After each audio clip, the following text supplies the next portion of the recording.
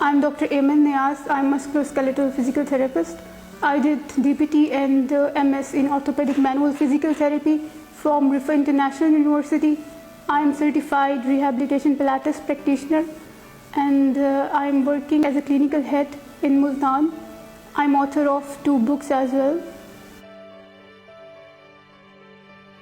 Shoulder pain एक common complain है, एक कॉमन क्वेश्चन है जिसका जो रीज़न है वो मल्टीपल है और बहुत से लोगों को इसकी कंप्लेन होती है।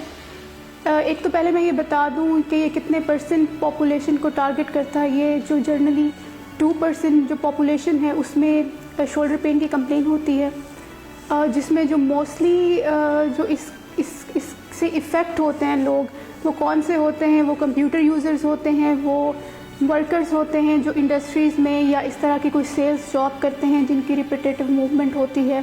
इसके अलावा जो ड्राइवर्स होते हैं जो रफ़ रोड्स पर ड्राइविंग करते हैं वो इस कंप्लेन का शिकार होते हैं। इसके अलावा जो मोस्ट कॉमन कंप्लेन होती है शोल्डर पेन की वो डायबिटिक पॉपुलेशन में होती है और 20% पॉपुलेशन जो है वो इससे इफ़ेक्ट होती है। ओके, अब जब शोल्डर पेन की बात होती है तो इसके साथ एक वर्ड जो यूजुअली लोग शोल्डर पेन से रिलेट करते हैं, दैट इज़ फ्रोज़न शोल्डर। जो फ्रोज़न शोल्डर होता है बेसिकली वो शोल्डर पेन की मल्टीपल पैथोलॉजीज़ में से एक पैथोलॉजी है, ठीक है। इस फ्रोज़न शोल्डर में क्या होता है, इसको हम जो मेडिकल टर्म में कहते हैं एडिसिव कैप्सुलाइटिस, नेम से आपको जाहिर हो रहा है कि कैप्सूल से ये लिंक करता है। इसमें जो आपका शोल्डर जॉइंट है इसका कैप्सूल है, इसमें एडिशंस बन जाते हैं। जो जॉइंट का एक नॉर्मल फ्लूइड होता है उसमें फाइबर्स बनना स्टार्ट हो जाते हैं, जॉइंट की टाइटनिंग हो जाती है। जो रेंजेस होती हैं, रेंजेस मतलब जो हरकत होती है जॉइंट की, उसमें कमी आ जाती है, वो लिमिटेड हो जाती है। जैसे मैंने पहले बताया फ्रोज़न शोल्डर के मल्टीपल कॉजेज़ हैं। इसको हम डिवाइड करते हैं primary causes and secondary causes. जो प्राइमरी कॉजेज़ हैं जनरली उसको कहते हैं कि इडियोपैथिक है, इसका कोई जो कॉज है वो अननोन है। और जो सेकेंडरी कॉजेज़ आते हैं उसमें आता है कि कोई ट्रॉमा है, डायबिटीज़ है या कोई सर्जरी है उससे रिलेटेड हो सकता है, ये अर्थराइटिस में हो सकता है, या इसके बिहाइंड कोई और शोल्डर की जो पैथोलॉजी होती है जैसे रोटेटर कफ टीयर है या टेंडनाइटिस है, ये प्रोसीड करता है टुवर्ड्स फ्रोज़न शोल्डर अगर वो अनट्रीटेड रह जाए तब, ठीक है। और जो प्राइमरी कॉजेज़ हैं जिसे हम कहते हैं इडियोपैथिक, अब भी रिसर्चर्स ये कहती हैं कि इसका जो कॉज है बिहाइंड वो यही जो मैंने स्टार्टिंग में बताया कि जब रिपीटेटिव यूज़ होता है शोल्डर का या हैवी वेट लिफ्टिंग होती है, उससे क्या होता है कि एक रिपीटेटिव स्ट्रेस इंजरी जो है वो शोल्डर में कॉज हो रही होती है। फॉर एग्जांपल मैं लैपटॉप, जैसे कंप्यूटर यूज़र्स हैं वो प्रोलॉन्ग लैपटॉप यूज़ करते हैं, ठीक है। उसमें उनका क्या होता है, एक जो नॉर्मल पोस्चर होता है उसमें यूज़ करना चाहिए।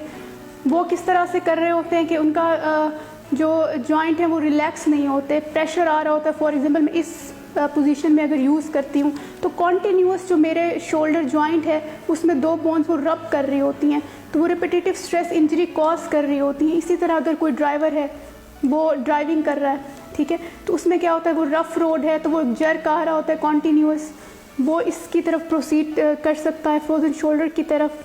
इसके अलावा जो ऐसे हैं जिनकी वर्कर्स हैं जिनकी कोई हैवी वेट लिफ्टिंग एक्टिविटी है या ओवर हेड एक्टिविटी है, वो बार बार उनका काम है कि ऊपर बाजू करके उन्होंने काम करना है, तो उसमें भी क्योंकि वो नॉर्मल पोस्चर से हटकर वो काम कर रहे होते हैं तो वो भी लीड कर जाता है towards frozen shoulder. Sign and symptoms जिसकी हम फ्रोज़न शोल्डर में बात करते हैं उसमें क्या होता है कि ये जो है ग्रेजुअल लॉस ऑफ मूवमेंट है। इसमें क्या होता है, पेशेंट को पेन की ग्रेजुअली पेन की कंप्लेन करता है और वो पेन आहिस्ता आहिस्ता बढ़ना स्टार्ट हो जाता है। और वो पेन कब ज़्यादा होता है, वो रात के टाइम पेन उनका ज़्यादा होता है। मॉर्निंग में वो स्टिफनेस फील करता है, वो जिस साइड का शोल्डर इफेक्टेड है वो सो नहीं पाता है या वो हैवी लिफ्टिंग नहीं कर पाता है, वो अपने कोमिंग नहीं कर पाता है, वो कंघा नहीं कर सकता, वो अपनी ड्रेसिंग नहीं कर सकता। तो इस तरह से ये जो है कुछ साइन एंड सिम्टम्स हैं जो फ्रोज़न शोल्डर से रिलेटेड है। फ्रोज़न शोल्डर की 3 स्टेजेस हैं जो कि हर फ्रोज़न शोल्डर है वो कंप्लीट करता है। 3 स्टेजेस होती हैं। स्टेज 1 में क्या होता है, स्टेज 1 का सबसे पहले मैं इनका ड्यूरेशन बताऊंगी, स्टेजेस का कितना होता है। जो स्टेज 1 का मिनिमम ड्यूरेशन होता है वो 6 वीक होता है और जो मैक्सिमम ड्यूरेशन होता है वो 9 मंथ्स का होता है। ठीक है, इसी के बाद मैं स्टेज 2 की आपको बताऊंगी कि ड्यूरेशन कितना होता है। जो ड्यूरेशन होता है वो minimum 3 months to maximum 9 months का होता है और जो स्टेज 3 है उसका जो मिनिमम ड्यूरेशन होता है वो ऑलमोस्ट 9 मंथ्स से मैक्सिमम 2 ईयर्स तक का होता है। अब इसमें जो अब आती है कि स्टेज 1 में पेशेंट को क्या कंप्लेंट्स होती हैं। स्टेज 1 में इन्फ्लेमेशन होती है जॉइंट की, पेशेंट को बहुत सीवियर पेन होता है, पेन इसमें मैक्सिमम होता है। इसके बाद जब स्टेज 2 की बात आ जाती है, स्टेज 2 में है जो पेन है वो सबसाइड कर चुका होता है, बट जो उसकी रेंजेस हैं वो बहुत लिमिटेड होती हैं। शोल्डर स्टिफ हो चुका होता है, जो उसमें जो है वो फाइबर से एडिशंस बन चुके होते हैं। इसमें ना तो ना ही फर्दर कोई मूवमेंट का लॉस होता है, ना ही कोई मूवमेंट पेशेंट गेन कर पा रहा होता है। और जो थर्ड स्टेज है जिसको हम थॉइंग कहते हैं, इसमें क्या होता है कि ये रिकवरी स्टेज है। इसमें जो है शोल्डर वो रिकवरी की तरफ जा रहा होता है, पेशेंट को रेंजेस भी पेशेंट गेन करना स्टार्ट कर देता है और पेन जो है उसका वो कम होना स्टार्ट हो जाता है। अब ट्रीटमेंट की बात आ जाती है। फ्रोजन शोल्डर के ट्रीटमेंट्स जो हैं वो मेडिकल मैनेजमेंट भी है, सर्जिकल मैनेजमेंट भी है, फिजिकल थेरेपी मैनेजमेंट भी है। मेडिकल मैनेजमेंट में आ जाती है, सबसे पहले मेडिकेशंस की बात करें तो एनसेड्स आ जाते हैं, एंटी इन्फ्लेमेटरी जो ड्रग्स होती हैं ताकि इन्फ्लेमेशन और इसको कम कर सकें। इसके बाद जो सर्जिकल के प्रोसीजर की तरफ तब जाते हैं जब किसी टेंडन का या मसल का कोई टीयर हो, तो सर्जिकल प्रोसीजर की तरफ भी जा सकते हैं। इसके अलावा इंट्रा आर्टिकुलर इंजेक्शंस होते हैं जिसमें कॉर्टिकोस्टेरॉइड्स यूज़ करते हैं इन्फ्लेमेशन को और पेन को कम करने के लिए। फिजिकल थेरेपी की जहाँ बात आ जाती है तो वो तीनों स्टेजेस में फिजिकल थेरेपी ट्रीटमेंट वेरी करता है। स्टेज 1 में जो ट्रीटमेंट है उसमें, क्योंकि मैंने पहले बात की, पेन बहुत ज़्यादा होता है, इन्फ्लेमेशन होती है, तो उसमें इस तरह की एक्सरसाइजेस वगैरह यूज़ करते हैं जो पेन मैनेजमेंट करें, इन्फ्लेमेशन को कम करें। और जो स्टेज 3 है उसमें इस तरह की एक्सरसाइजेस होती हैं जो स्टिफनेस को कम करें, जॉइंट की रेंज को इंक्रीज़ करें। जो थर्ड स्टेज है क्योंकि वो रिकवरी स्टेज होती है तो उसमें स्ट्रेंथनिंग एक्सरसाइजेस होती हैं जो मसल को अपनी नॉर्मल स्ट्रेंथ की तरफ लेकर जाती हैं। अच्छा, यहाँ पर एक क्वेश्चन आ जाता है कि फ्रोजन शोल्डर क्योंकि सेल्फ लिमिटिंग कंडीशन है, सेल्फ लिमिटिंग का मतलब है कि अपने आप से अगर आप ट्रीटमेंट की तरफ नहीं भी जाते, ये सारे स्टेजेस कंप्लीट करके रिकवर हो सकता है, तो फिर क्यों किसी मैनेजमेंट की तरफ पेशेंट प्रोसीड करे। ठीक है, इसका जो रीज़न है वो मैं आपको बता दूं कि जैसे मैंने पहले बताया था कि डिफरेंट जो स्टेजेस हैं उस पे जो इसका ड्यूरेशन है वो मिनिमम टू मैक्सिमम मैंने रेंजेस बताई थी कि वेरी करता है।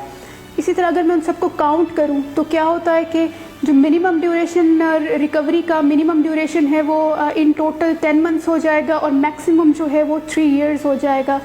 तो फिज़िकल थेरेपी आपको 2 वे में हेल्प आउट करती है। फर्स्ट ये कि जो रिकवरी आपकी आफ्टर 3 ईयर्स होनी है वो फिज़िकल थेरेपी मैनेजमेंट की वजह से 10 मंथ्स में हो जो सेकंड बेनिफिट फिज़िकल थेरेपी से मिल सकता है वो ये है कि जो रिकवरी स्टेजेस हैं, आफ्टर रिकवरी अगर आप किसी ट्रीटमेंट की तरफ नहीं जाते तो आपको 100% रेंजेस गेन नहीं होती। जो शोल्डर की जो रेंजेस की मैं बात करूँ, मूवमेंट की बात करूँ, वो 100% गेन नहीं होंगी।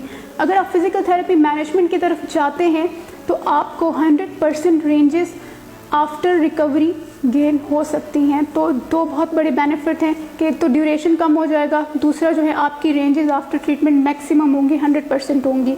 इसके अलावा भी जो बेनिफिट हैं वो ये हैं कि आपका पेन भी मैनेज रहेगा, आप एक्टिव भी रहेंगे, आपके जो एक्टिविटीज़ ऑफ डेली लिविंग हैं वो भी मुतासर नहीं होंगी ड्यू टू फ्रोजन शोल्डर अगर आप किसी ट्रीटमेंट को अडॉप्ट करते हैं तो। अब एक चीज़ आ जाती है कि जैसे हमने बात कर ली फ्रोजन शोल्डर से रिलेटेड, तो अब एक क्वेश्चन है कि इसको अवॉइड कैसे किया जाए कि ये मतलब ये स्टार्ट ही ना हो अगर फ्रोजन शोल्डर, तो इससे कैसे बचा जाए। तो उसके लिए ये चीज़ है कि जैसे मैंने बात की इसके कॉजेज़, पिटीज़ की मैं बात करूं कि जो डायबिटिक पॉपुलेशन में होती है वो होती इस वजह से है कि उनके जो अनकंट्रोल्ड डायबिटीज़ जब होती है तो जो शुगर के जो है क्रिस्टल्स बनना स्टार्ट हो जाते हैं शोल्डर जो जॉइंट होता है जोड़ में उसमें। तो इससे क्या होगा कि आप इसको अवॉइड कैसे कर सकते हैं कि आप अपनी जो शुगर है, डायबिटीज़ है, इसको कंट्रोल रखें। और इसके अलावा जो बाकी पॉपुलेशन है जैसे कंप्यूटर यूज़र्स हैं या एम्प्लॉयज़ हैं, वर्कर्स हैं या ड्राइवर्स हैं, उसमें कैसे अवॉइड किया जा सकता है। सबसे मेन चीज़ है आपका पोस्चर, ठीक है। आप अपना पोस्चर इरेक्ट रखें, आपके जॉइंट पर स्ट्रेस ही ना आए। आप स्ट्रेस को कैसे अवॉइड कर सकते हैं, कोई प्रेशर ना आए, इरेक्ट पोस्चर हो, बैठने का एक प्रॉपर पोस्चर होता है। मेरे ख्याल में इस पर तो एक प्रॉपर आपको 10 to 15 मिनट्स का एक लेक्चर चाहिए, एक नॉर्मल पोस्चर हम कैसे अडॉप्ट कर सकें इस पर। कंप्यूटर यूज़र्स के लिए एक अलग पोस्चर गाइडलाइन होगी, ठीक है। इसी तरह ड्राइवर्स के लिए एक अलग होती है कि आपकी ब्रेस्ट की पोजीशन क्या होनी चाहिए, एल्बो की पोजीशन क्या होनी चाहिए, शोल्डर की पोजीशन क्या होनी चाहिए। इसी तरह कंप्यूटर यूज़र्स हैं या ऑफिस वर्कर्स हैं जिनकी प्रोलॉन्ग सिटिंग है, उसमें उनकी रिस्ट की क्या पोजीशन होनी चाहिए, उनका जो फोर आर्म है वो कहाँ पे किस एंगल पे रेस्ट करना चाहिए ताकि उनके जो शोल्डर है उस पर मिनिमम जो है वो प्रेशर आ सके। इसी तरह जो ओवरहेड एक्टिविटीज़ जो एम्प्लॉयज़ करते हैं वो किस तरह इसको अवॉइड कर सके।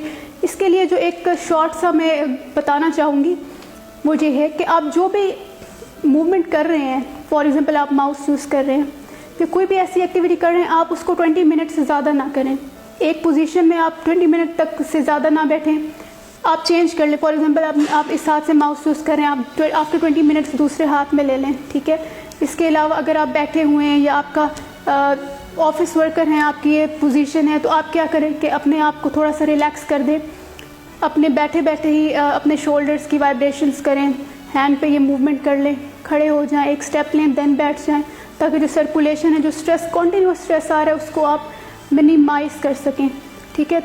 ये कुछ हैं गाइडलाइंस जो कि अभी करंटली मैं आपको ये बताऊंगी कि आप इनको अडॉप्ट करें। एक तो 20 मिनट से लेस टाइम रखें, मूवमेंट्स करते रहें, पोजीशन को चेंज करें, एक ही काम को 20 मिनट तक कॉन्टीन्यूअस ना करें, आफ्टर 20 मिनट उसको थोड़ा सा मॉडिफाई कर लें, ठीक है। ये कुछ गाइडलाइंस हैं जो आपके लिए हैं, आप इनको फॉलो करें।